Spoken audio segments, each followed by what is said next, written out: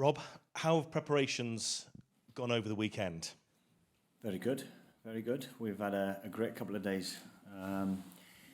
Understandably full of confidence, but an opportunity to reset and throw full focus on another tough challenge for us on Tuesday evening, tomorrow night. So we've had a good couple of days. Had a chance to recover the lads that needed to, work some of the others, and then got together and worked on a game plan again that we think is going to go and win us again.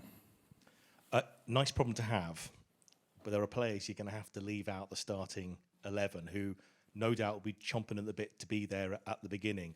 How challenging to get the right balance for Poland?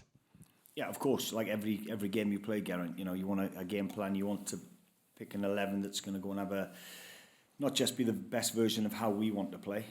We've now got an identity in how we play, and whether it's formation or principles, but we've got to be able to adapt as well. And I thought we did that really, really well with players coming off the bench against Finland to get the job finished. In particular, DJ coming on and bags of confidence that he's got doing well at club level at the minute to go on and give a performance like that as Kiefer is really good for us. So yeah, the good thing is we've now got strength in depth and great opportunities to change it if need be. I'm just picking up something you said last week in a sentence about the fitness of the players. How crucial is the fitness of the players now compared with 2 years ago? Something you just touched on last week, but you're going to use that with obviously the recovery you've had over the few days, but how fresh are they for tomorrow, et cetera, and how is the fact they are playing regularly and they're predominantly young? How much an advantage can that be? Yeah, I think so. I think it's we're in a healthier position with regards to the age and the legs that we've got on the pitch. Did the gap in between the semi-final and final help us pre-World Cup? Absolutely, it did. And it would help this group. I think having younger legs doesn't guarantee that you can get positive results, but it gives you the best opportunity. And I think by having a younger squad, lads playing minutes, athleticism. One of the biggest things we took from the World Cup was seeing some of the teams, Canada, Morocco, USA's midfield three, they were athletic. And I think now you can see that, having that in the back of our mind, the athleticism that we need as well in JJ and Ethan in the middle of the park, we are getting there. And it's still going to be a tough challenge, don't get me wrong, but we're prepared for it. Tough, tight, penalties potentially. When you've got that in front of you, do you specifically practice for a shootout? We'd be stupid not to, wouldn't we? It's a possibility. So if we're ignorant enough to ignore that fact, so yeah, we've done some work on it, of course. It doesn't take away our confidence. We believe we can get a positive result, of course. But it'd be foolish of us not to work on it. Rob, the final one for me, just a slightly more light-hearted question. Are you superstitious, and are any razor blades allowed anywhere near Conor Roberts' top lip? He's not lost a game since he's had the tash, and his wife likes it. Well, that's more important, isn't it? We all know about that, don't we, surely?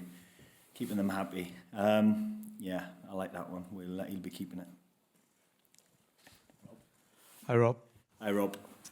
Here again, you're getting used to these big occasions, but tell me the significance of qualifying without Gareth Bale. Yeah, well, look, you look back to the semi-final, final for the World Cup, Gareth scored the 3 goals. Would we have qualified without the goals? No.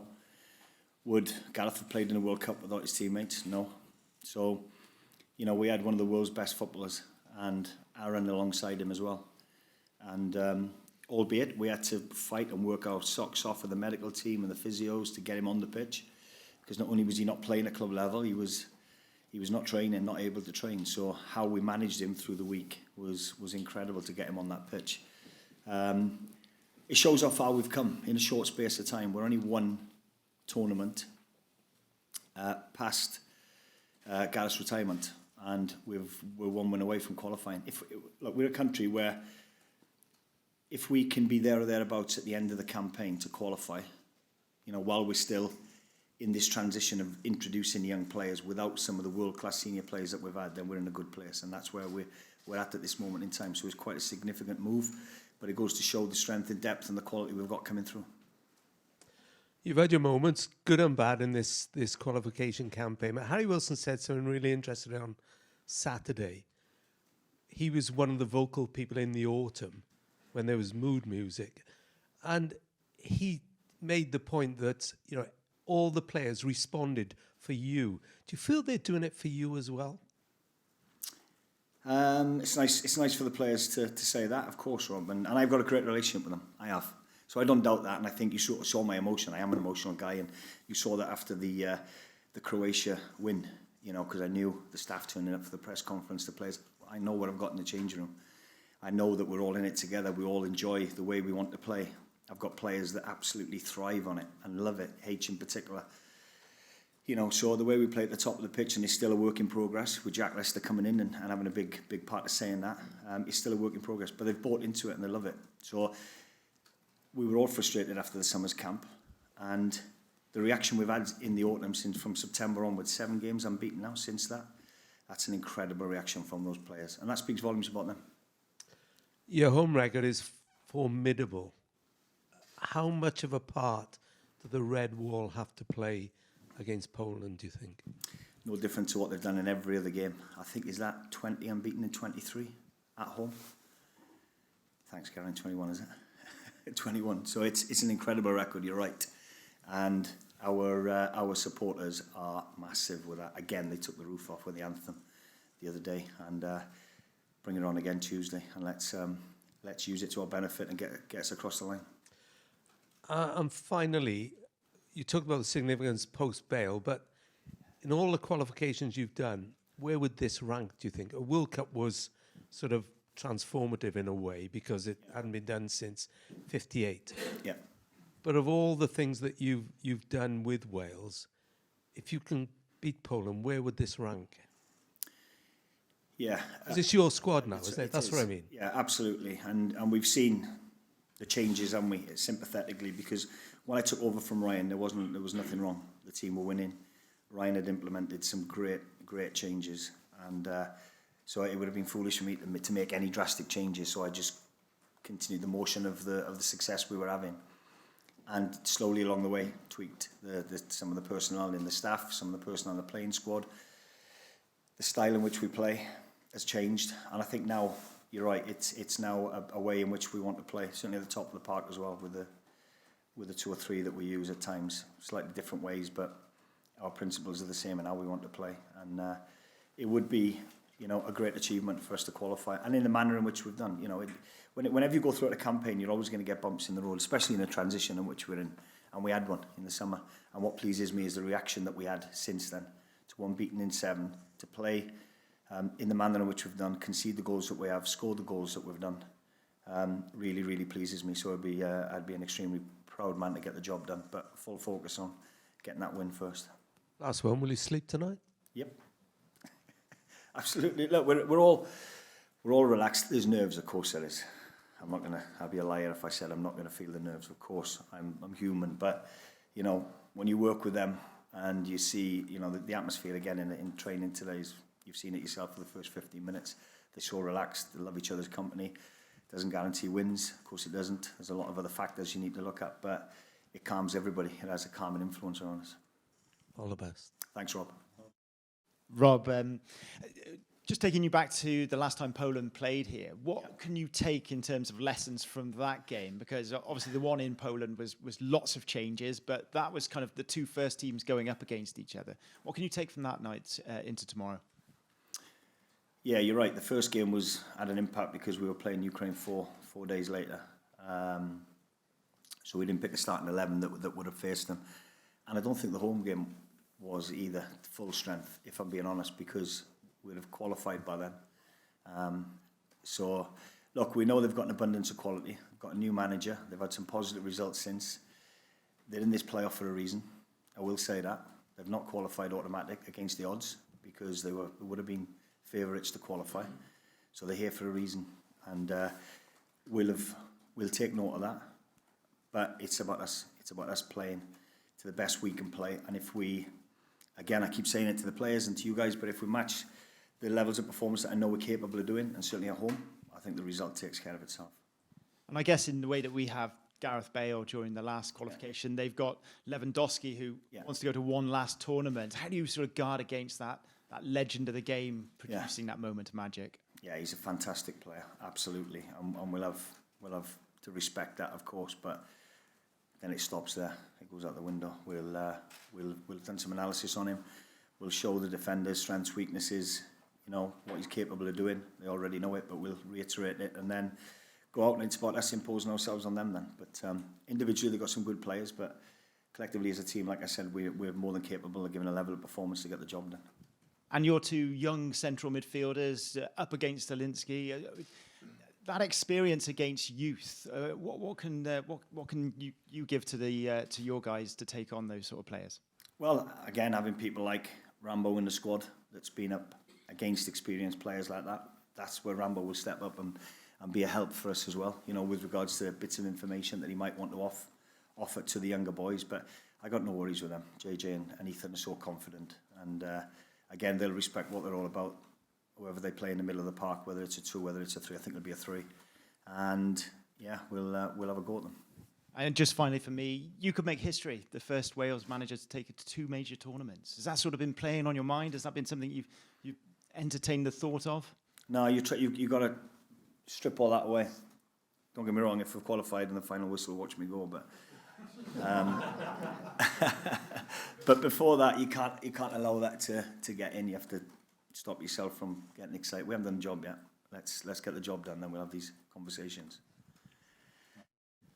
Rob, as we touched on earlier, we know this squad can handle playing 2 games in such a short space of time in terms of the physicality of it. But these are highly charged, very intense occasions. What are you doing to help your players make sure they hit those emotional levels again after such a big night on Thursday? Yeah, consistent messaging throughout. I said we've got Ian Mitchell, one of the best psych coaches in world football, in my opinion. Again, so there'll be a bit of work with Mitch. It's about keeping the environment exactly the same. It's just another game for us. We've been exposed. I said it last week. We've been exposed to probably the most pressurised situation in Ukraine, with everything that was surrounding that game, and we dealt with it and we come out the other side. So we've proven in the past we can cope with situations like this and occasions like this, so we need to do the same again. And you touched on it there. Do you deal with this as just another game, or do you address the size of this occasion with the players? No need to. The players know the importance of the game. They know what's at stake. They'll be fired up, ready to go, trust me. So it's about, if anything, keeping them calm. And we need 11 players on the pitch to get the job done, and we'll have a game plan. Like I said, we'll go into it. We'll be ready for the challenge and give it our best shot. And just lastly, we've touched on how good it's been for this squad in transition to get to where you currently are, but the nation now expects to be at these major tournaments after the success of the last decade. It's a fine line at this level between success and failure. The latter isn't really an option tomorrow, is it? No, we've got not just the coaches, not just a generation of supporters that expect success, expect us to continue to win games, expect us to continue to qualify for major tournaments. We've got a group of players that do as well. And that makes our job easier as coaches, managers, because if you've got those players pushing the standards, pushing the success that we need, your job's easier.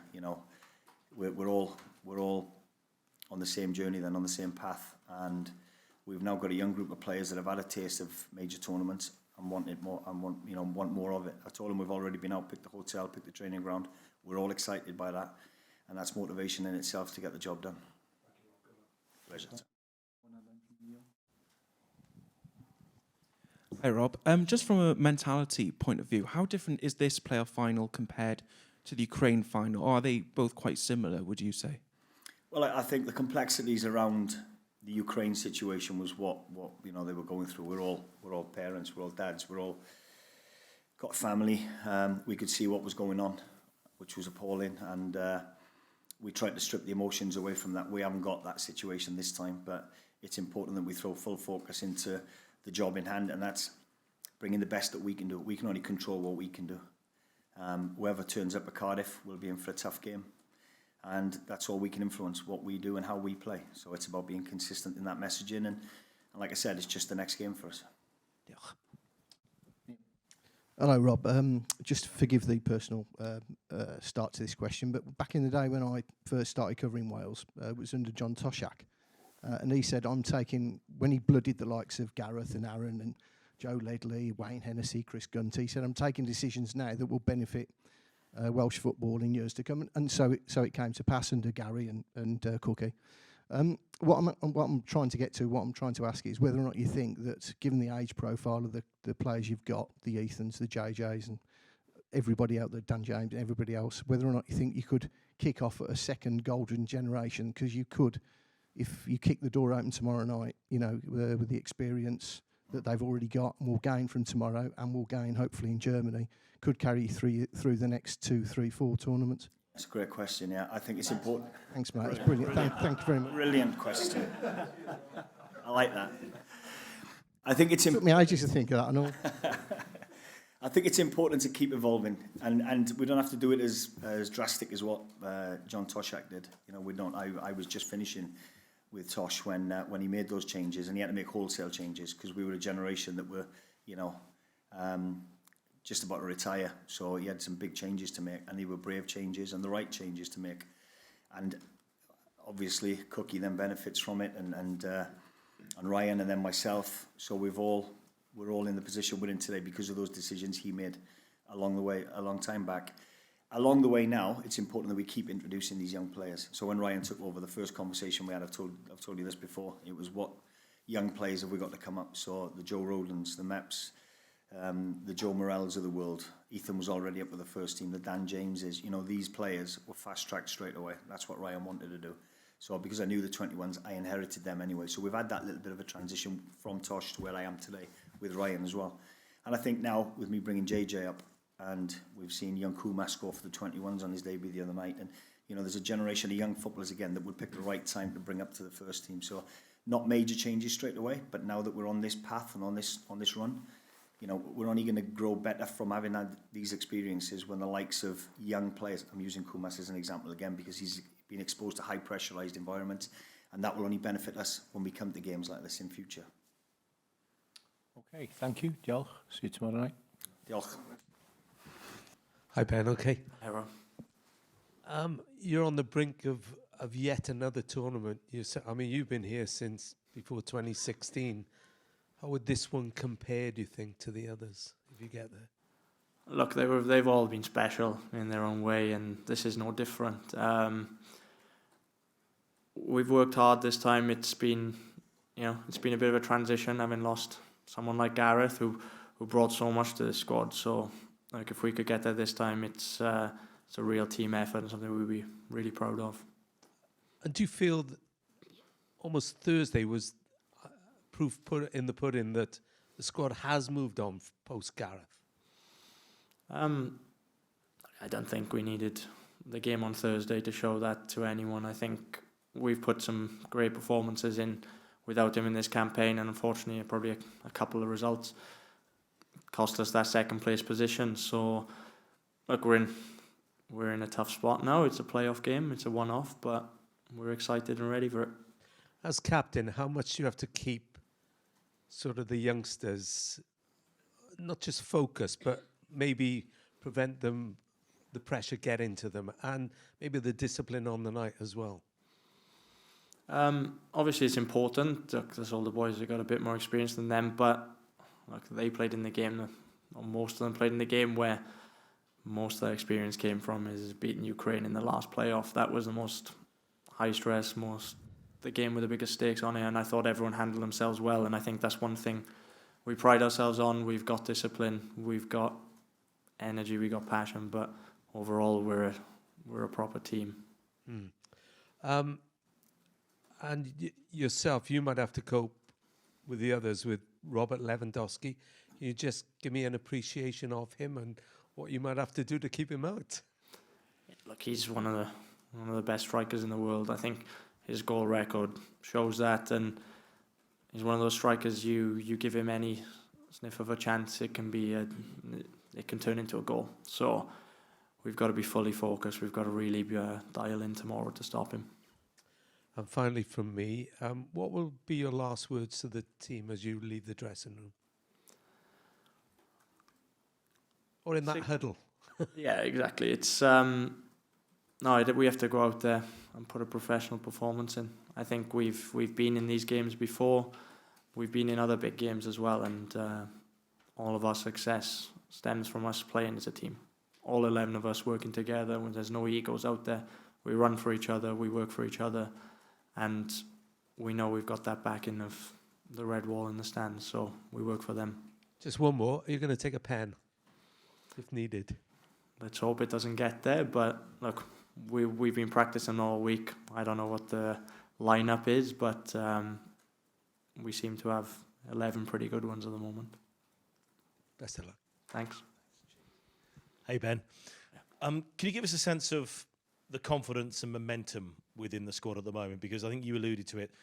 The performances and the results over the last 6 months have been very good. 7 unbeaten, but you got some pretty good scalps there. And Thursday, you completely put them aside. So can you give us a sense of the confidence and momentum in the squad? Yeah, we're feeling good. We're feeling good. We've, I think, like you just said, we played against some very good teams and got good results, and we feel a little bit unlucky that we didn't qualify out of the group we did, especially when you look at the results we got against the better teams. But all that goes out the window. It's one game, and we're up against a good side who are in a similar situation to us. So, yeah, we're ready. We're feeling confident, and hopefully we can do the job.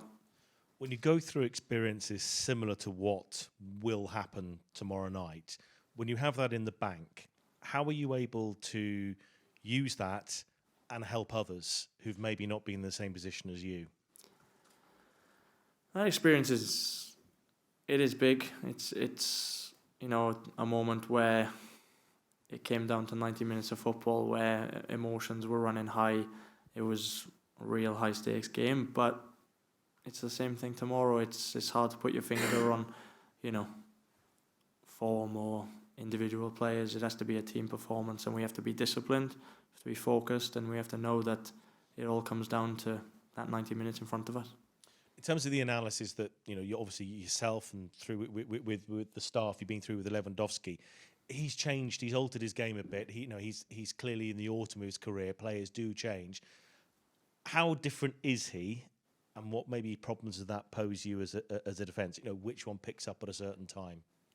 I think we've talked about it already. Your experience is huge, and someone like him has seen it all and scored all types of goals against all types of defenders. So he knows what's expected from him and what he's capable of doing in any moment. But we can't read too much into that. We can't look too much at the opposition. I think tomorrow is a game where we have to focus on ourselves. We have to do our job, and we know that we've played against some of the world's best players in the past and got good results. So it's the same message again.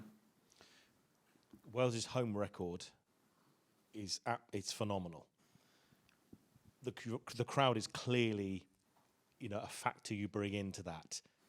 But what else? It can't just be 33,000 baying you on to run when you're dying and to get the goal, the ball in the back of the net. There's got to be something else.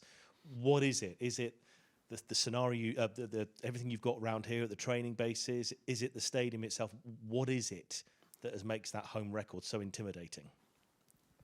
I think we pride ourselves on making it a tough place to come as a team, but it's playing at home. It is home for us. It's home play. Staying here every time, we get to see family, and we know when we go out in front of those fans, that's our brothers, our sisters, our friends, our family. They're the people in the crowd, and if we weren't playing, we'd be in there as well. So it feels like there's more than just 11 of us on that field. Just a last one from me, a question I asked Rob, a bit more light-hearted. It came out when we were sitting here on Saturday afternoon, and I think there were more questions about Conor Roberts' moustache than anything else. He came up with this thing, he's never lost a game in it since he's had the tash. Will you ever let him go near a razor blade again? What do you think of it? I think it looks good. It takes confidence, and he's dealing with it. So, no, I'm a big fan of the moustache. Not superstitious then? No, but if it's a good omen, then we'll stick with it. Thank you. Thanks. Any more questions? Yeah, Ben, just wondering how much you enjoy these occasions, these big games. Do you love them? Yeah, you love them when they go well. I think it's these games they're huge. You feel that nervous energy, that excitement that builds up to it. But look, when that whistle goes, it's 90 minutes of football. We've all played in lots of them, and then we have to turn it into that. And you can't let your emotions run away with you in them. And I remember the last time they came here, they were quite a streetwise side, if you want to put it like that. What will you have to do to combat that tomorrow? I think I've said it before. It's about us. It's a team game. We have to be unselfish. We have to work for each other. We have to run for each other. And luckily, that tends to be what we're good at. So we have to make sure we do that again. And the last game, I remember, it must have been the first time in a decade that it happened, but the away fans booed the national anthem as it was being sung. I mean, what did you make of that? Do you remember the sort of incident? And What happened? Sorry. The Polish fans booed during the anthem.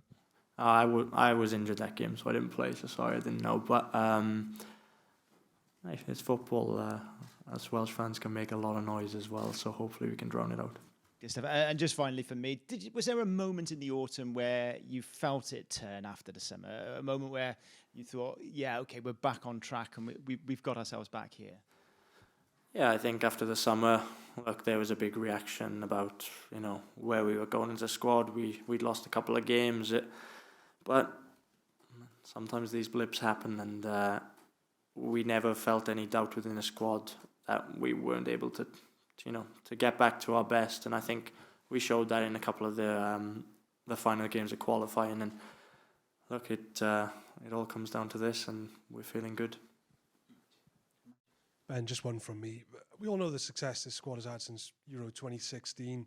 You were one of only a handful of players who were there at the time. Do you remember ever thinking that you were potentially at the start of what is relatively a golden generation of success for Welsh football, getting to these major tournaments? Do you ever remember perhaps feeling that way at the time? Yeah, we were. Look, Welsh football was in a pretty sticky place before Euro 2016, and I remember before that campaign, we felt that would be our best opportunity to qualify. And I think breaking down that barrier, showing that it is possible if you put just a run of a couple of games together, then qualification is there in your hands. And we've shown that we've had players stepping up in big moments over and over, and the chance to do it 4 times is something I probably never imagined happening. Hey Ben, just one from me. I asked Rob the same question. From a mentality point of view, how different is this playoff final compared to the one you played against Ukraine, or are they quite similar?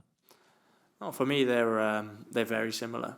Major tournaments are exactly where you want to be. They're the pinnacle of international football, and we go into it with exactly the same desire. It doesn't matter that it's potentially our third one. It means so much to this squad, and I think that we go into it knowing the rewards are at the end of it, but we don't get too distracted by it as well. Diolch. Thanks. Fine, Neil. Cheers. Ben, sorry to labour the Lewandowski point, but it seems to me to be something rather unusual that Rob's just said that you've done some analysis on him. Analysis rather have done some work on him, and he showed you clips. That is that a reflection of his importance to Poland, his possible influence on the game, his stature in the game, or or is it all of those things? Is that the reason why he's seen fit to do it? Because it's fairly unusual.